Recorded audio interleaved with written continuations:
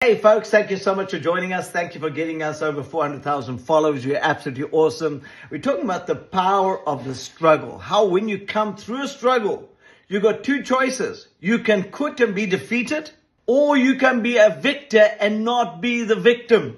And I've got a little struggle over here which I want to share with you. I was out in Africa. I had a cottage company. We were carrying sand and shells off of the beach for a brick construction company, all legal.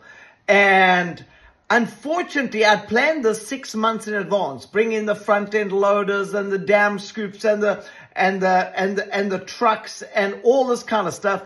And a big 4-wheel drive tractors. We brought them all down. And then the Russians landed, a group of terrorists, about 50 miles from where this was happening, maybe 40 miles from where this was happening. And they were in the Dresser forest, and the helicopters were shuffling in troops, and they had flamethrowers, and you could hear the machine guns, bap, bap, bap, bap, bap, bap, and they did curfews. You couldn't be out of your house after 6 p.m. The minute the sun went down, you had to be in your home. And we were down there. I must have had about 60 crew with me working down in this area.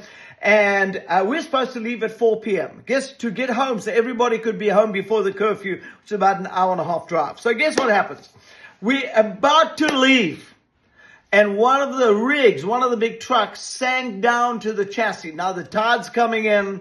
The ocean's going to cover this truck. We have to get it out. It was part of the ride to take everybody home. And so, yeah, we bring in the front end loaders and we bring in there. Eventually, it took us about an hour and a half to get this truck out of there. So that's now about 5:45, 5:30. There is no ways the truck's going to go anywhere before, say, it's an hour and a half to get anywhere.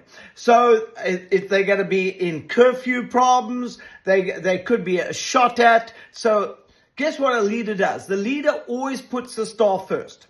So I forgot about myself. I said, I have to find these people accommodation for the night. If they get caught out here, they're in big trouble. So I went from house to house in the area, offering to pay the local people if they would take, let's say, 4 people in the house, 5. And eventually I got everybody settled in. But guess what? Now it was 6 p.m.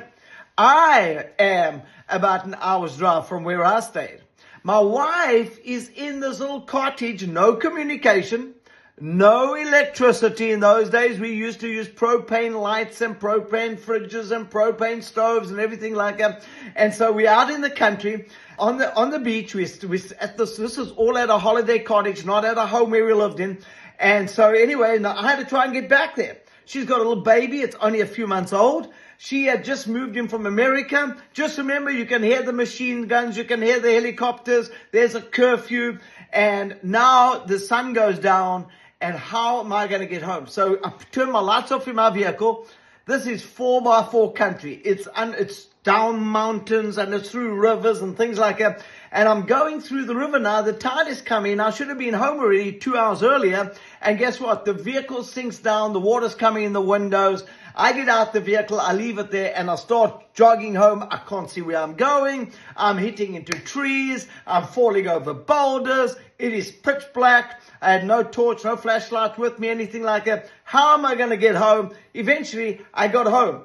Well, she had been sitting in the dark. It must be about 9:30 at night now. She's terrified. You know, when I got in the house, she just wanted to beat me up. But guess what I learned from that? I learned a whole bunch of things. Number one is, God is our protector and He puts His angels around you. And you don't fear the worst. Just focus where you're going, putting one foot in front of and you can eventually get there. The next thing I learned from the Soviet, always put your staff first. Because the next day I got there, they so respected me. When I walked back with my 4x4 was sunk down, everything like that, they so respected me because I'd put their lives above my life. And that's what a leader always does for their organization. I never ever had staff problems again because they so respected me. So anyway, so out of every struggle, out of every adversity comes a victory. And you have to be the victor, not the victim. Like, share, and follow.